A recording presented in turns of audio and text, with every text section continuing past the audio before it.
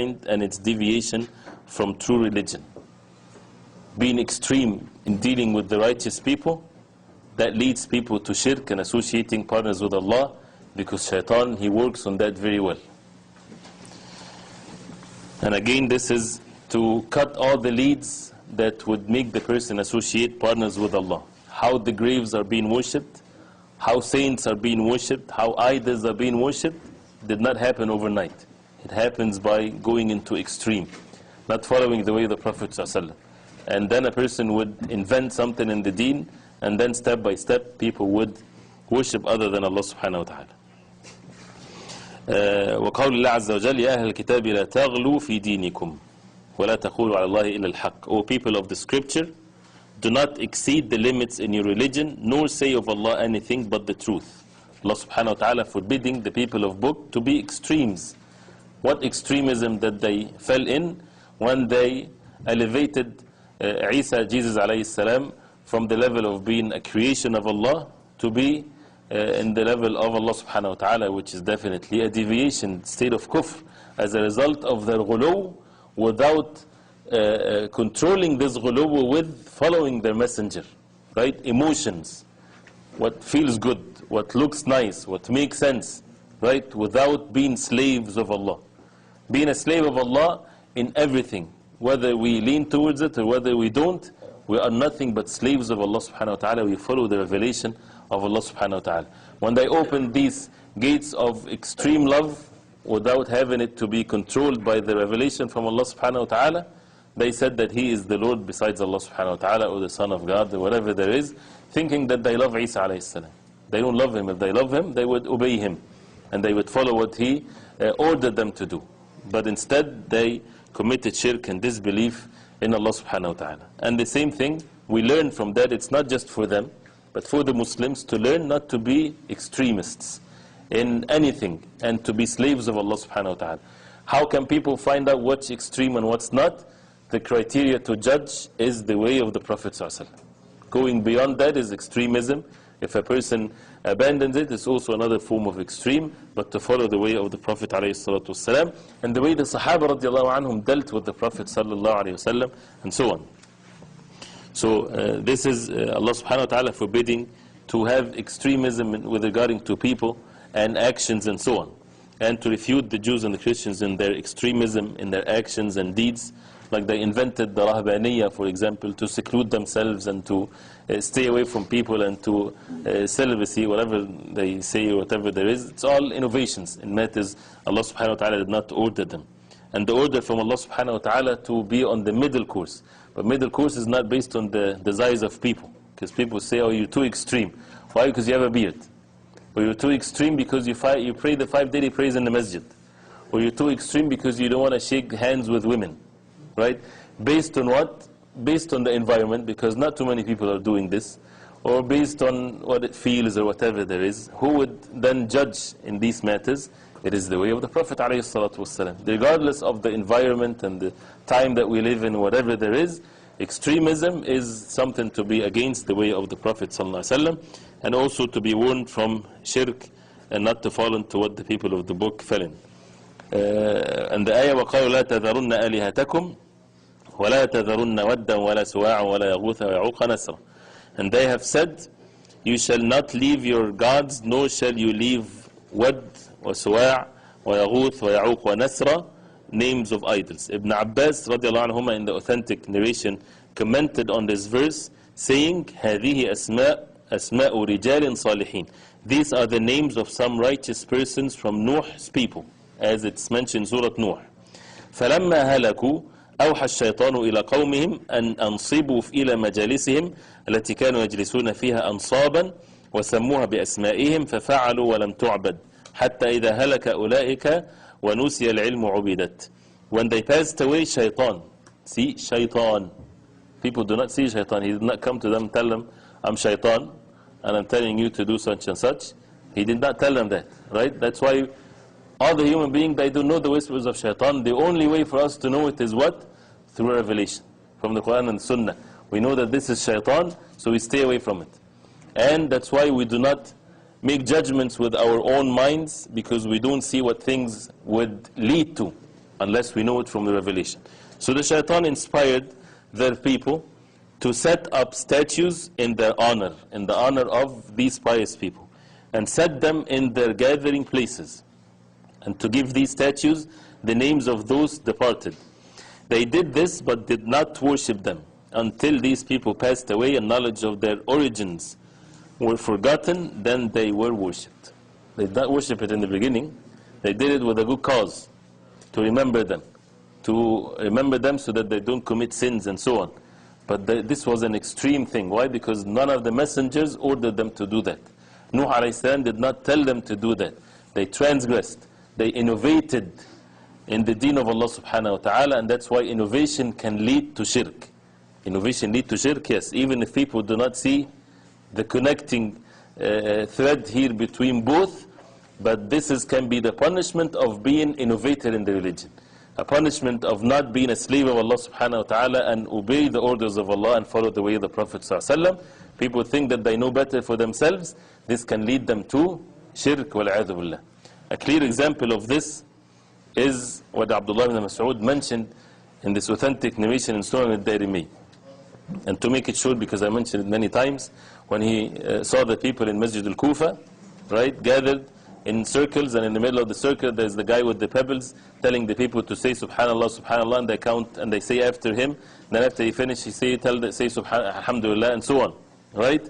And when they told him, we're not doing anything bad, we intend to what is good, he said, how many people can intend good but they never reach good? And he told them, either you are opening a gate of deviation or you are on a better way, better than the way of the Prophet ﷺ. He condemned them. Why? Because they're doing something the Prophet ﷺ didn't do. They're making dhikr, but they're not making the dhikr the way it was done at the time of the Prophet ﷺ. They did not sit in circles and counting pebbles to say Subhanallah, Alhamdulillah. None of the Sahaba radiallahu anhum did that at the time of the Prophet ﷺ. So this is something that made Abdullah ibn Mas'ud angry, that they innovated in the deen of Allah. The point that I mentioned this is that it leads to what is worse, that in the narration of the same tradition, it was said, the narrator of the hadith of this tradition, he said, I saw these people, the same people, they were sincere in doing the ibadah and the dhikr, they were stabbing us in the battle of Al-Nahrawan. It led them to be among the Khawarij. They became so extreme that they at the end fought against the Sahaba radiallahu anhum. How is the justice of Allah subhanahu wa ta'ala? A person open a gate of fitna on himself, not being a slave of Allah, not being a follower of the Prophet ﷺ, and knowing that after being explained to him that this is bad and this is evil, and they still insisted on doing an act of worship, but it's not according to the way of the Prophet ﷺ, extremism in this, Allah subhanahu wa ta'ala changed their hearts and become, as we heard, deviants, and they would fight and want to kill the companions radiallahu anhum. And these are the ones that the Prophet ﷺ said that they are the dogs of the hellfire, although they were worshippers, and they're making dhikr and making ibadah. So that's why it's a dangerous route for a person to take when he's not a slave of Allah, when he does not humble himself to the way of the Prophet ﷺ, even if you don't see where is that taking you, right? So the people of Nuh alayhi salam, when they did this, it led to the shirk, and you imagine all the sins of the nations, those who came after them, and then they are responsible for it. And it's clearly mentioned the sayings of Abdullah ibn Abbas radiallahu anhum. The next hadith here, the hadith of the Prophet sallallahu alayhi wasallam. لا تطروني كما أطرت النصارى ابن مريم إنما أنا عبد فقولوا عبد الله ورسوله. Do not exaggerate in praising of me, just as the Christians exaggerated in the praise of Jesus, son of Mary. I am but a slave, so call me Allah's slave and His messenger. And this is reported by Bukhari or Muslim. This is hadith, as it clearly states, the Prophet ﷺ is forbidding his ummah to be excessive in praising the Prophet ﷺ, like the Christians praised Isa alayhi salam. How did the Christians exaggerate in their praise? When they gave Isa alayhi salam attributes of Allah subhanahu wa ta'ala. So the same thing for the believers, not to give attributes of Allah subhanahu wa ta'ala to the Prophet ﷺ, that he is to be made dua to, or that he gives cure, or such and such. This is all to Allah subhanahu wa ta'ala. Allah subhanahu wa ta'ala says, Ibrahim alayhi salam, when he said, وَإِذَا مَرِضْتُ فَهُوَ يَشْفِينَ, that if when I'm sick, He's the one that cure me. Who? Allah subhanahu wa ta'ala. So it's not when a person goes to the grave of the Prophet ﷺ would say, "O Prophet of Allah, cure me." Is that permissible? This is shirk for someone to do that, even if it's the Prophet ﷺ. Why? Because who is the one that is owner of such a thing, that grants cure? It's Allah subhanahu wa ta'ala. How can a person transgress the limits and have the bad manners with the Prophet ﷺ that he would do such a thing? And where is that in the life of the companions of the Prophet ﷺ? This is what the Christians do to Jesus alayhi salam. They say, "Oh Jesus," and they believe in Allah subhanahu wa ta'ala, but they say, "Oh Jesus," and you know what they say the rest. Some of the Muslims today, they say, "Oh Muhammad sallallahu alayhi wasallam," right? And they call him besides Allah subhanahu wa ta'ala. Isn't that the same? Isn't that what the hadith says? So how can we think that this is a good thing because we love the Prophet ﷺ? They also claim that they love Isa alayhi salam. This is love, this is not love. The love is to be a slave of Allah subhanahu wa ta'ala, to do what the Prophet ﷺ said. Some people say the Prophet ﷺ, he was the most humble. So he did not want people to praise him so much. This is even worse of what they're doing. That means that the Prophet ﷺ hiding something of the religion because of his humbleness alayhi salatu wasalam. Something that is good for the ummah that he hid it alayhi salatu wasalam because he's humble. This is claiming that the Prophet ﷺ cheated this ummah, astaghfirullah. This is something that is very bad for a person to believe that way. The Prophet ﷺ was the most humble among the creation of Allah, and this humbleness did not prevent the Prophet ﷺ for telling and saying, "Ana sayyidu waladi Adam wala fakhr." I am the Sayyid, meaning the chief, the best of the son of Adam, and no arrogance in that. He said that alayhi salatu wasalam. Why? Because this is a fact. Because Allah subhanahu wa ta'ala revealed to him this. So he conveyed this message. He did not say, "I won't say that because he's humble." No, he said it alayhi salatu wasalam. So how can the Prophet ﷺ prevent the people from praising him in such a way that the Christians praised Isa alayhi salam because he's humble alayhi salatu wasalam? The Prophet ﷺ conveyed everything that has been revealed to him, and he said alayhi salatu wasalam, "Ma min shay," nothing would get you closer to Allah subhanahu wa ta'ala unless I ordered you to do, and nothing that would get you away from Allah subhanahu wa ta'ala unless I forbade you from doing. So now, what is for the Muslim then to invent things and to make up things thinking that they love the Prophet ﷺ? This is all extremism that would lead the person to major shirk wal-'iyadhu billah. The Prophet ﷺ said, "Iyyakum wal-ghuluw," and then he said in the previous hadith, "Innama ana abdun faqulu abdullahi wa rasuluh." Abd meaning a slave of Allah. And again, this is the best level that a human being can reach to complete and to perfect being a slave of Allah subhanahu wa ta'ala. And the Prophet ﷺ reached this highest level. For a creation of Allah, the more they humble themselves to Allah subhanahu wa ta'ala, the more they perfect themselves. Right? And this is the Prophet ﷺ reached this perfectness because he is the best slave of Allah subhanahu wa ta'ala. And again, Allah subhanahu wa ta'ala praised the Prophet ﷺ with this characteristic, that he's abd, subhanalladhi asra bi'abdihi layla, that he made his slave go to Jerusalem and so on. Innama ana abdun faqulu abdullahi wa rasuluh, the slave of Allah subhanahu wa ta'ala and his messenger. What is better title than this? The next hadith, إِيَّاكُمْ وَالْغُلُوْ فَإِنَّمَا أَهْلَكَ مَنْ كَانَ قَبْلَكُمُ الْغُلُوْ. And this is again where the submission comes in place. The Prophet ﷺ said, "Beware of exaggeration. Your predecessors perished on account of their exaggeration." This is enough for a Muslim to be away from exaggeration. We might see how they were destroyed or perished as a result of their exaggeration. We might not see that. But it is enough for us, the first statement, إِيَّاكُمْ وَالْغُلُوْ, beware of exaggeration. So this is enough, right? It led people to they were perished as a result of exaggeration. This is something that the Prophet ﷺ informed us because he was informed by the unseen. And the nations before, they went into the extreme of raising the human beings to have the attributes of Allah subhanahu wa ta'ala and so on. And the other hadith in Sahih, hadith of Abdullah ibn Mas'ud radiallahu anhu, reported that Allah's Messenger sallallahu alayhi wa sallam said, هَلَكَ الْمُتَنَطِّعُونَ هَلَكَ الْمُتَنَطِّعُونَ هَلَكَ الْمُتَنَطِّعُونَ, which means destroyed are those who are extreme in the religion. Destroyed are those who are extreme in the religion. destroyed are those who are extreme in the religion. He said that 3 times, alayhi salatu wassalam.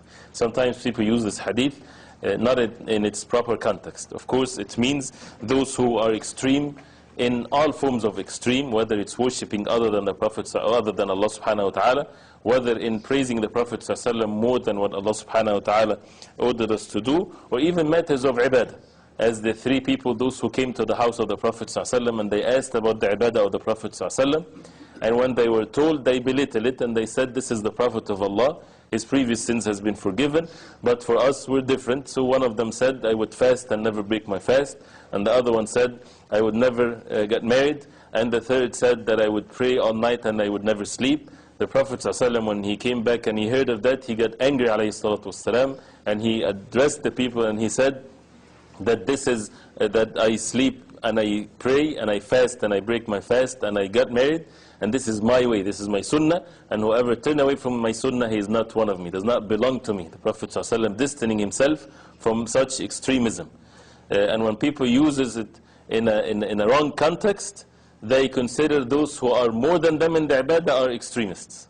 Right? So if he's making 1 salah a day, you are extreme if you're making 5 times a day. Right? Or if he's making 5 times a day, and the person is making the night prayer, he's extreme. Right? And then there is no limits to it. There's no criteria to judge what is extreme and what is not extreme.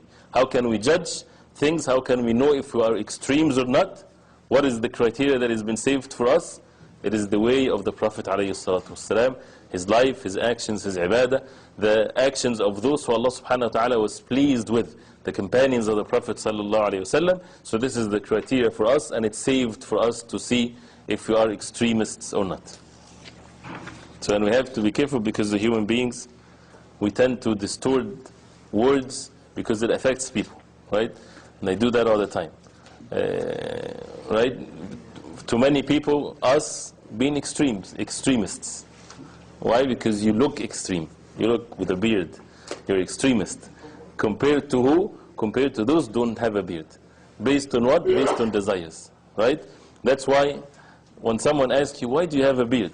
It's supposed to be, you ask him, why don't you have a beard? Right?